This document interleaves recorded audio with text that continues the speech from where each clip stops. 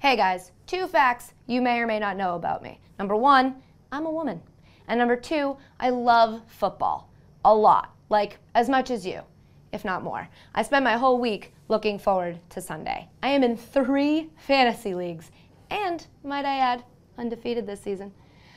But all this Ray Rice stuff has put me in an uncomfortable position. How do I reconcile my values and beliefs with my love for a sport that has an ongoing issue with domestic violence? How do I support a commissioner who needed to see a video of a man punching a woman in the face in order to realize it's unacceptable? A leader whose governing decisions appear to be based on a brotastic internet meme. Many are calling for a boycott of the league, but let's face it, it just isn't practical. The only other widely accessible source for football then would be the NCAA, whose governing body makes Goodell look like Mother Teresa. Boycotting the NFL would mean giving up football entirely, and it just isn't realistic to think that the majority of society, enough people to make the desired financial impact, will give it up. More likely, a boycott would just remove the critical thinkers from the NFL conversation and leave the league to continue making billions of dollars with even less accountability. A boycott means walking away. I would rather fight back. About a month ago, at a Fox Sports NFL symposium, I had the opportunity to ask Roger Goodell a question.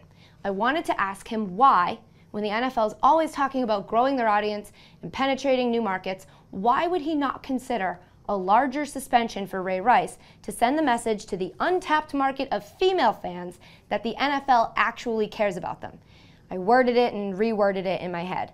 But then, fear crept in. I started thinking, well, the commissioner is here as a guest of Fox, and if I offend him in some way, I'm definitely going to hear about it from my bosses. And it's really not my role. I make sort of funny videos for the internet that are watched by a handful of people. This wasn't my place, so I stayed quiet. I didn't ask. I played the role that had been assigned to me. Women in sports television are allowed to read headlines, patrol sidelines, and generally facilitate conversation for their male colleagues. Sometimes they even let us monitor the internet from a couch. And while the Stephen A. Smiths, Mike Francesas, Dan Patricks, and Keith Olbermanns of the world get to weigh in on the issues of the day, we just smile and throw to commercial. A lot of people like to justify women's supporting role in sports media by saying, well, they've never played the game, so they just aren't qualified to speak about it. Because God forbid someone misspeak about the game.